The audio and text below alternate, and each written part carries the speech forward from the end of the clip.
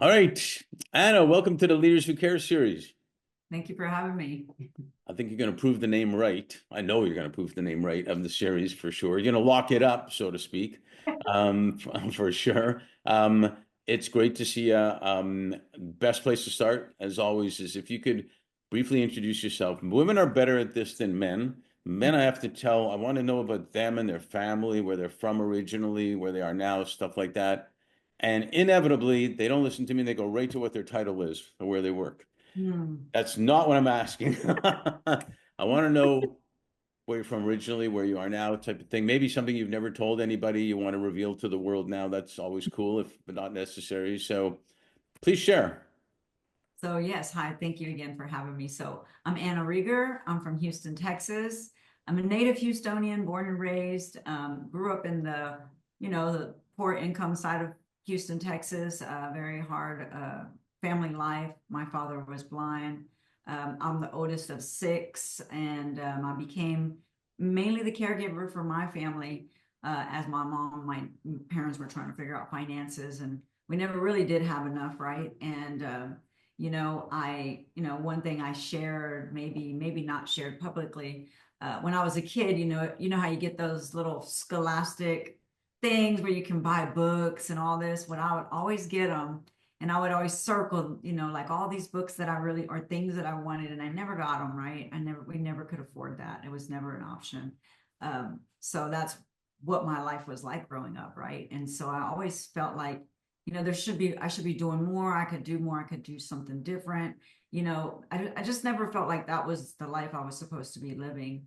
And so at 14, I moved out, plus we had, back then, there was a lot of things that went on with families, where especially very disciplinarian, you get spanked, but it was a lot more than that in my case. And I felt, it was just time for me to go and figure my life out. And so I moved out and started, working with special needs kids and did that at 14 at a foster home where she had all foster children, and she paid me under the table, and I cleaned toilets, I changed diapers, I did whatever I had to do, but I absolutely loved it. And I dropped out of high school, didn't go to my highest level of education was eighth grade at that time.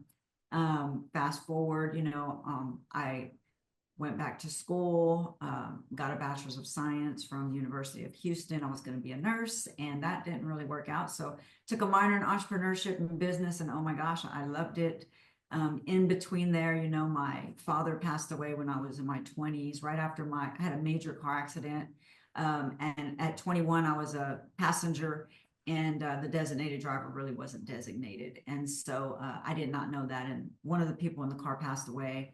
They read my last rites. And in that it gave me this unique perspective of how valuable life is and how unimportant many things that people place importance on are, right? For example, I always say I looked to my left and I looked to my right and nobody was coming with me, right?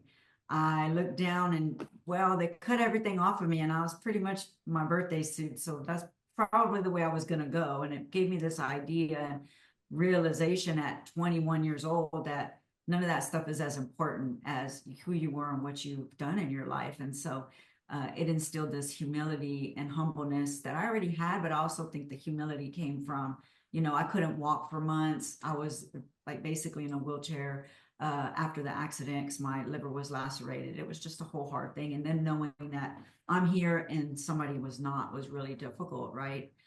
Get into another accident, working double shifts because at that point I needed to make ends meet, and fell asleep at the wheel and crushed my face on the steering wheel. It was an older car because my other car got ruined. In that first wreck, my boyfriend that I was with actually went to jail. So I was having to pay all the bills. We were splitting them. He went to jail. So I had to do double shifts, and that's how I fell asleep. They called me to go in at midnight after I'd already worked a 12-hour shift. And I had been doing that for a while at that point, and that's when I fell asleep going. But I was always the reliable one. If they needed me for the kids, I was there no matter what time. And that's what happened with my second one. And so that's been just a quick overview of who I am and where I came from. Yeah, it does put things in perspective, does it not? As to things that you think are I guess what people call, first world problems are hardly anything to and it's all relative because a baby crying, that could be the biggest problem in their life, or whatever. But still, they say there's a reason for everything. There's also a great book of A Man's Search for Meaning, and it's tremendous. It's about finding meaning in literally everything, type of thing, and it's well worth reading. Because everything can have meaning, and not next, and there's probably some kind of positive spin or meaning to everything that happens, and or it launches you into doing like you're doing right now. So, yeah, thanks for sharing all that. Did you have brothers, sisters? Yeah, I have four sisters right now. I had two brothers. I have a set of twin sisters. I'm the oldest. So my brother he was 28. He passed away about probably, oh my God, 10 or 12 years ago. Uh, after my father passed, it really hit him hard. And then he was at 18, at the age where if you had schizophrenia, it was dormant. But if something traumatic happens, it can trigger it. And it absolutely triggered it in him. And, it was just something that he never got over. And it really just took over his mind. And he ended up, basically not, losing his life. He just couldn't take it. And so that was really hard for me, because I Sure. wanted to save everybody, But in that, to your point about, bad things, basically things happen to teach us these lessons. What I got out of the first accident was, I had left home at a young age, right? But I always look back and I go, I'm so grateful, even though it was terrible. I had no face. I was in this horrible, I couldn't walk. It was my boyfriend went to jail. It was like a whole life change for me. I moved back at home with my dad because my dad was blind. So he took care of me. But it gave me that time with my dad that my dad died like, I think 2 years later. And if I wouldn't have done that, I would have never had all that time that I had with my father. He was Yeah, my best. that's beautiful. We some second chances are great, and if you take them the right way, and forgiveness is great, as hard as it may be sometimes. But it actually works, because the person hating usually suffers the most than the person being hated, if you will, also. And so, good for you for getting that moment, because that's what you can remember and cherish, that time with him there.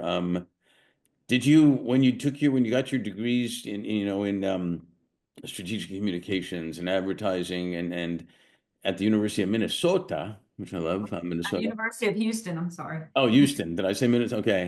Why did I think Minnesota? Okay, I sorry. don't know. Sorry. Yeah. What bottom line, what were you envisioning? Well, I originally went to school, so I was a dropout, so I had to get the GED. Then I went to community college, and I was going to be a nurse because I wanted to take care of the special needs kids, Right. but I wanted to, have the certifications. And so I went into that, got the associates in science. Then I went on to the University of Houston. Now, mind you, I didn't know anything about college.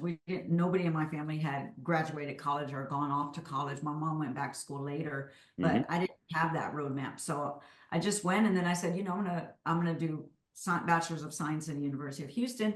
But then I realized I really didn't have a lot of time to be able to do the clinicals and the things that were necessary as we were talking about getting into the program, that I didn't feel like I could actually do because I actually worked and took care of myself. I had no other support but myself. So then I decided, I want to take an entrepreneurship class, and I took a business marketing class, and I was like, wow, I love this. This is really cool. Like, I never thought about that, right? It wasn't even on my radar. And so I just went into interdisciplinary studies, got a Bachelor of Science, and then I get out and I start, helping people in their businesses, just kind of giving them ideas and coming in and cleaning up their books and doing things like that, bringing money in, and, I met my now husband, and he is a serial entrepreneur as well. And we started a business together. I started helping him a little bit, but then we started a business together, and we grew that business, really, really quick because we're both very driven. And it was just started this whole new world for me of who I wanted to be and where I wanted to go.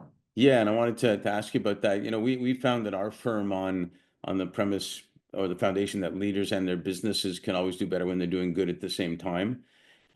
Share with us how you did evolve as that, as a mom, as a wife, as a business owner, partnering with your husband, which is fantastic that you're able to do that, in multiple ventures. How did that all evolve? So And how'd yeah, you like do it? Superwoman. I mean, come on. that's funny because people have told me that, but I think now that I look back, it was a lot of me just really just going because of my life, because of how resilient I've been, because of all the things that I've been through. Nothing really scares me, right? So I always just go for it. And then I realize there's just questions, as my husband says, there's just questions and answers. There's not questions and problems. So for me, it was just going out there. Let's, we see a need, for something that we are lacking. For example, the bib company, we started originally with a window tint security film, or actually it was just window tint company. And we did really, really well, but it was, going through that business, hiring people and the kind of people that we needed to go do the installation. It was a lot of headaches, put it that Yeah. way. So we decided to can that one, got into real estate, did really, really well there. And, that really was something my husband's excellent at. I came in and leased up a big giant building. We bought it at 5% occupancy, and it was a dump basically, but my husband likes to buy those. And then, everything he does is not something that I can do.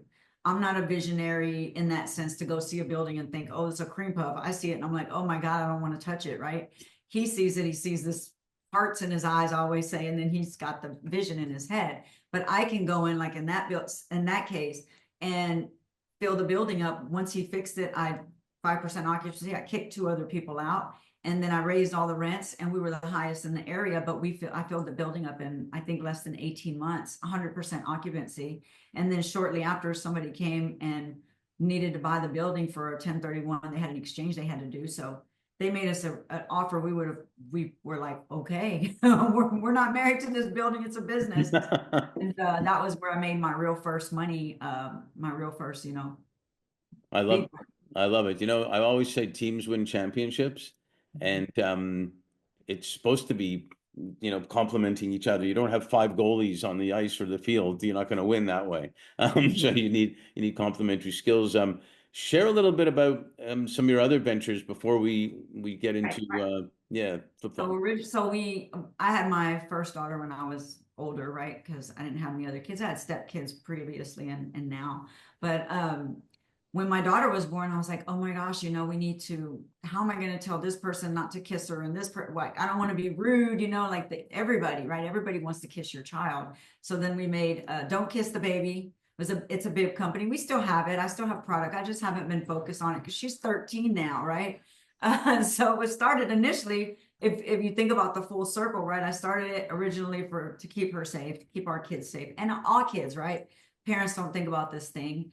And then, going into, of course, the real estate, and then buying and doing more real estate. Really, we're really good there. I could stay there and not move into anything else. But because it's like I said, he does something that I don't want to do. He does the build. People are like, you didn't pick the paint. I don't pick the pain. It's going to slow down the progress. We got to get it done, do it now, and I'll come in and make the numbers, right? So I think it's just about having that good synergy and being able to go into, a business. First of all, we trust each other. We're willing to put our money in it, but we also roll up our sleeves and we each do what we're best at, right? I'm a details contracts person. He's a visionary, make it happen. There's the beautiful building. Go figure out how to make the money. So how many people would really wanted to kiss the baby to make you think of don't kiss the baby? It was just something that I had read an article or something, when people kiss your baby, they can get, herpes, or they can get this, or they can get cold sores. And so I was like, that's really weird. I don't like that, worries me, because, if you have somebody caring for your child when you go back to work, and I didn't want to Right. go because it's natural. We all want to kiss babies. They're so cute, right? Even I'm guilty, or we want to touch them, you know what I mean? And so it's like, how can you do it in a nice, playful way where you're not just saying it, right? And then if you look fast forward, I mean, to what happened with COVID, it was like nobody wanted you to touch their child, right? Now you came in like, hey, baby, touch it. So you, Right? you you didn't give your baby a wig to stop people from kissing, right? Oh, yeah. So the wig business was actually my brother-in-law had started it. He went over to Japan and saw all the anime and the all the stuff that was going on over there and got really inspired. Came back, started a different version of Rockstar Wigs. So it was Got the Glitter Wigs, different company.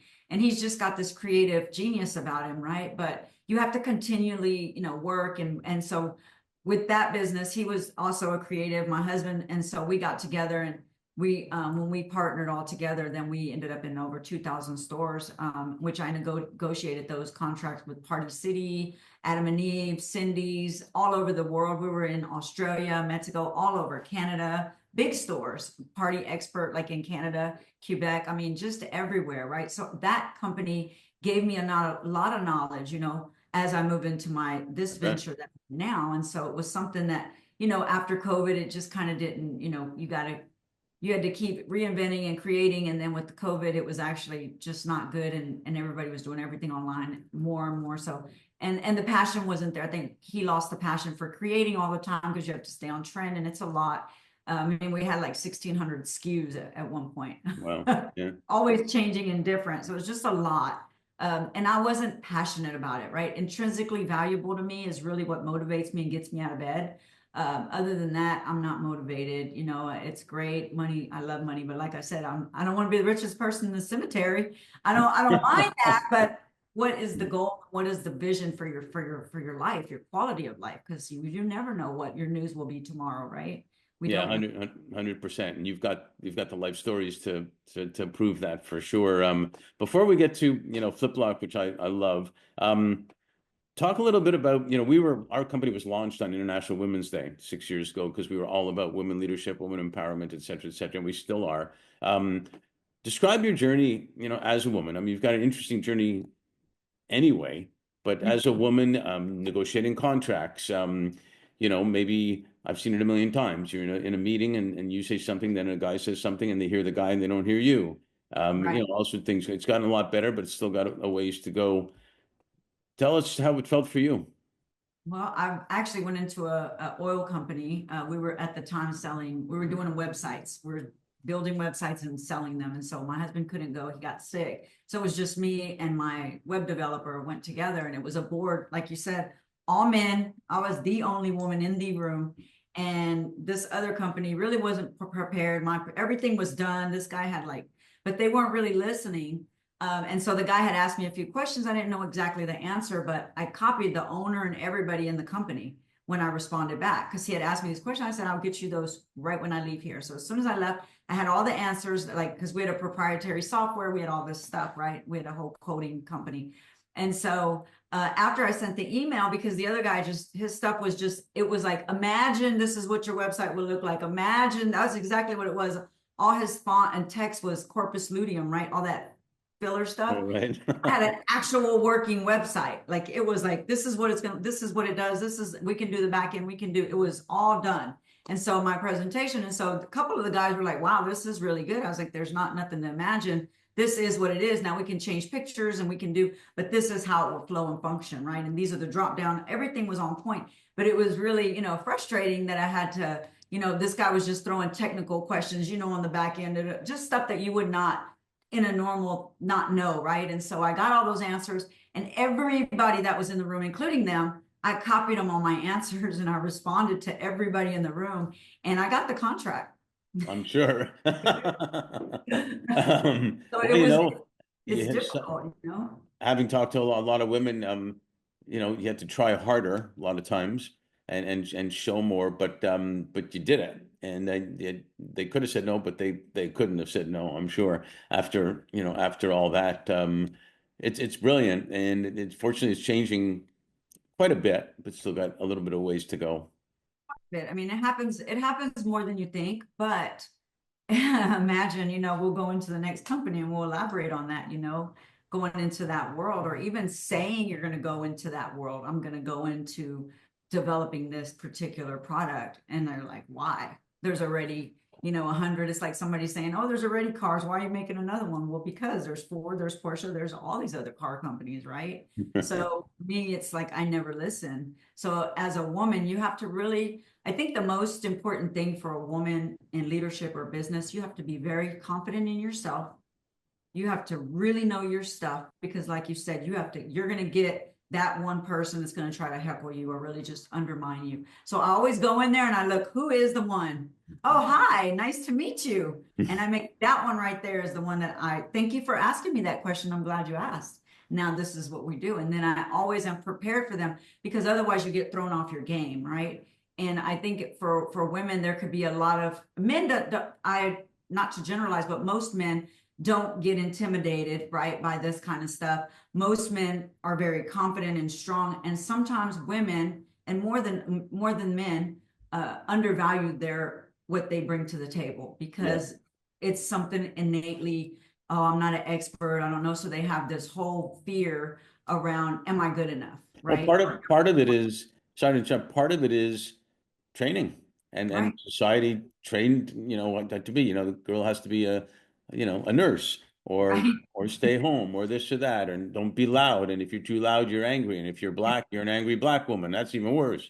You're And a man Latina. yeah, exactly. It's all the stuff, and whereas guys Yeah. were trained to be there. So it took us a while, but we're getting there. I actually think women are the whole answer to peace. Myself also, um, maybe it's because of the nurturing, but I think it's also because of it's not mine's bigger than yours type of attitude. It's get it done type of attitude. So let's talk about flip talk. The fourth industrial revolution they say is about AI and technology and stuff. The fifth is about they're saying humanity. You've kind of put them together in a Right. way with it's exciting invention in this world of crisis and shootings and God knows what, all sorts of horrendous things. It seems you've got something that can really help people where they live, where they work, where they play, as we say. Tell us about Flip Lok. Yeah. So originally like I said, mostly real estate in my office working one day, get that alert, no parent ever once. And honestly, I never thought about it. Number six child. And there was a lockdown in our area, and I just knew in that moment I had no clue what my youngest daughter was supposed to do. And so I was get home and I asked her, hey, what happened? What are you supposed to do? And she explained that she runs in the classroom with the teacher. She gets against the wall with her friends. Her teacher locks the door. Her teacher turns off the light. Honey, that's great. Can you lock the door? No. How do you know if the door's locked? She's like, I don't. My teacher does that. Okay. What do you do if your teacher is not with you? And I got deer in headlights and I was absolutely scared, and I could tell she was scared. And so then I started, maybe there's, because I was expecting this protocol, if the teacher's not with you, where do you go to the next teacher, something, but it Right. wasn't with her. And so I started asking other kids and other places and not just her. And it was the same across the board. And then I have friends that are teachers that were like, Anna, the alert systems are different in the same district. Cause I was like in different districts. She said, no, I'm a substitute and they're different in the same district, different schools. I said, oh my gosh. So then I started doing my research and I realized that for my daughter at her age in elementary, there really wasn't a viable way for her to, first of all, feel safe in class and to be able to go into action. And that's why I created. And when Flip Lok came into my mind, and my husband, he's like I said, he's a creative. So I'm like, we really need something. What are we going to do? And he one day woke up, we were out of town looking at this other property we were going to invest in. And he said, I got it. We went to breakfast. He's not allowed to give me his 3 o'clock in the morning ideas as write them down. I need to sleep. I got to get sleep. So we went to breakfast at the hotel and he drew this thing on the paper. Like I said, I'm not visual. I said, he goes, it's the lock, the thing that we need. And I said, okay, well, send it to the office and have them put it on the 3D printer so that I can see it when I get there. And I can't understand what you're talking about, right? We're doing Morse code here. And so we get back and it's a 3D first version of Flip Lok. And then in that, I said, it's got to be red. It's got to be big. It's got to be where the kids don't have to find anything. They don't need to look, and all the things that went into it. Why does it say call 911 when it's flipped? Because I watched videos of kids recording the person on the other side of the door while they were under lockdown. Somebody's outside coming to hurt them, and some of them are recording this. To me, they need to be reminded because we all know they're not fully developed and you're in a crisis situation.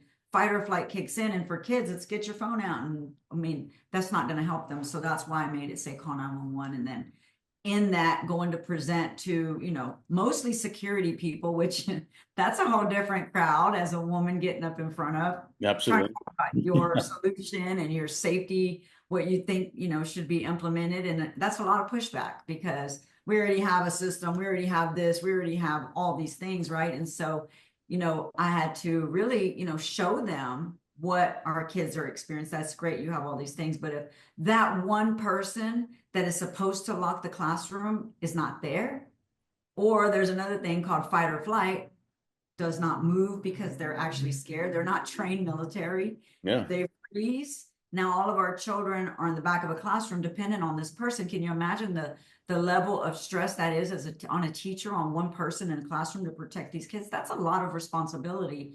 Yeah. I'm not going to blame a teacher if they don't move. I mean, it's normal reaction, fight or flight. So how can we give everybody in the room the sense of empowerment? How can we take that pressure off of our teacher and keep our teachers, the good teachers, teaching rather than retiring or get into another field? We Hmm. need these people, right? So all these things were made, getting up in front of the places. The first lock I made did not have an unlocking mechanism. I get up there and that was my big no. No, no, no, no. So I told we had to figure that out. So we had to make a key and unlocking mechanism. Mercy personnel, first responders. Key had to be a certain size because we wanted it to be able to fit where they needed it to fit in emergency places. And then, I get into Texas, I go into other states, I get into Texas, and my fire marshal says, oh no, you can't put that in school. It's not happening. It's an egress issue. So talked to them. We became friends. I said, can't we agree that desk against the door is also kind of a fire hazard? And that's really the only option my kid would have in this situation. And if the door pulls out, that's really not even viable. So it's just a joke. So we talked and she said, if you can make it meet code, make it a one motion egress, then I will basically write a letter approving that this can be put into Houston schools. And so she did. We took a year, more research, more investment, as you know, research development and all that. And we got the letters from them. We got letters all over the United States now for people to we meet codes. And I always recommend, because for me, this is not about selling a lock. This is about saving lives. And Right. so I don't go into school and go, oh, you got to buy. No, listen, you need to talk to your fire department. You need to talk to the people that make the rules there. And you need to tell us which version of my lock you need so that we can actually put it into your school. Those are things that you learn, right? When I get up, and so I get up in front of a room with 50 people, mostly police. I spoke at the DPS office here in Houston with mostly police, FBI people, all kinds of people came in, and I said, we're trying to work together, but you get up there and it's you're just Anna from Houston, Texas, and but they saw the value in what we created and they understood what I was trying to do. So I got some pushback, but really after I had all those things, all the requirements met, I've had a lot of people come back on board and say, Anna, that's really powerful what you delivered, what you showed. And we're really happy that you're working towards this and we really want to help you. So I have, people from the Secret Service, people from FBI, a lot of people have contacted me to talk about what my mission, what I'm doing and how we can try to work together to make some changes, which includes, the lock in the schools. Because to your point, doing things just to make money really doesn't motivate me. I'm not motivated. I'm motivated by making a change, making a difference, doing something for the greater good, which I believe we can save lives simply by giving everybody a way to lock the door in a classroom, in a building, in anywhere. And even step further, my bigger mission is really standardizing the active threat drill across the United States. It's no different than a fire, except a fire is a different type of threat. Sure. We need to have a way, a system. We've seen it with the Dallas, and then not only that, educating people. So I'm getting ready to I'm going to start a YouTube channel. Like the kids that were in Dallas at the convention cheer thing, and there was, they thought it was gunshots or whatever. My friends were there, and these are kids that I was there when she was born, right? And I was like, oh my gosh. But in that, it was like, oh my gosh, what's the plan? Have you talked to your kids about a plan? Who talks about our kids? We don't know. So I'm going to start educating people on what you should talk to your kids about in that situation, because it's easy. We always let our kids go in a buddy system to the restroom, but what do you do if that happens and you're not with them? Can you imagine? Yeah, it seems so, and I say this respectfully, it seems so basic that we would do this type of stuff, especially considering all that's going on right now and everybody's so secure. And we talk a lot about people got to start thinking um, thinking in a way that it's personal. And when you start thinking about personal, then you start coming up with solutions rather than, well, first of all, it would never happen to me. It would never happen here. Oh, I heard only two people died. That's not bad. which is horrendous to, that happens when people get numb to it. Um, and that way, I think they start taking things like Flip Lok more seriously. Um, because why would you not entertain the conversation at the minimum to see what's available? So, I mean, congrats. It's funny, this morning on our Leaders Who Care series, I had the retired assistant chief of police for the Dallas Police Force on, and he's doing stuff with police trauma from those events Mhm. that have happened. So imagine the trauma that would be relieved by having something like you have. It's all tied to the knee bone's connected to the shin bone type of thing. Right. It's so simple. It's like you said, it's so simple, but why can't we move forward? And that's really what my message is. When can we put a standardized system across the United States to let people know you're under a threat? At that big facility, people would have known, hey, we're under threat. It needs to be something to let people know, because it was just like people in this area knew, and then people in this area, and then it just created total chaos and pandemonium. We have to come Yeah. up with a system in the United States of America. Well, I know a woman who could probably get that done. And I'm kind of looking at her right now. So, um, I'm like you said, it's very much personal for me. yep, And I always tell everybody, hey, what if we could save one life? that's And what all if it that is. one life we save is your child Yep. or your cousin or That's your what I mean. That's what I mean by it's got to be taken personally. More things have to be taken personally. Put yourself in someone else's shoes, whatever phrase you want to use, but more personal. No, congrats. I think it's fantastic. I got one more question for you because we always say in LA, do you keep them wanting more so we can do a sequel? So, but with everything that's going on in the world, and we had the pandemic, and one of my clients told me in 2021, he said, 2020 was like the year that flew by slowly. And I thought, and right now, people, it feels like it was yesterday and years ago, all at the same time. But with all that's happened, we're zooming through 2025. What are you most grateful for, and what are you most hopeful for? Well, I'm most grateful for the fact that my family is healthy and safe. And I'm also very grateful for all the opportunities that have been presented with my mission, right? A lot of people have aligned with my mission. And I'm grateful that people have opened the door for me to be able to come in and speak about my mission and my passion, and also get other people. I'm just thankful about people that have been so supportive and signed my petition and did all these things to try to help move the needle forward, because without those people, you can't you can't do it all by yourself. You need Right. team, and you need support. And so I'm just grateful for all of the opportunities that have come. I'm grateful for my health. I'm grateful for so many things. But I think in the world overall, I'm grateful that, things are starting to, shift. I feel like there's a big movement. Like you said, women are becoming more of a voice in the world. And I feel like there's a bigger shift with women stepping in, and the men actually being open. My husband supports me so much, but I think having those men that support to open that door for us so that we can get in there and we can make a difference. I think that's something that I'm truly grateful and thankful for, because I see that in the future as, like you said, creating peace around the world. No mom wants to send their child to war. I don't care how old they are, Yeah, period. I'm with you. What are you most hopeful for then? I'm hopeful that people will understand what it is that I'm trying to do, and that they will actually, come in and try to help me find a solution to put a standardized system across the United States. We can start there, and we can start with our schools, because that's our heart running around outside of our body, our babies. Yeah, well, I'm grateful that I have a new friend in Texas. Number one, and I think I'm grateful and hopeful that you are a leader who cares and you're making an impact on the most precious commodity thing, whatever you want to call it, that we have, and that's our kids and their kids afterwards. So way to go on that, and we'll be looking to see the massive successes. And thanks for joining us on the Leaders Who Care series. Thank you for having me. And yes, I consider you a friend, and I really appreciate you having this podcast and really acknowledging what people are doing around the world. My privilege. Thanks.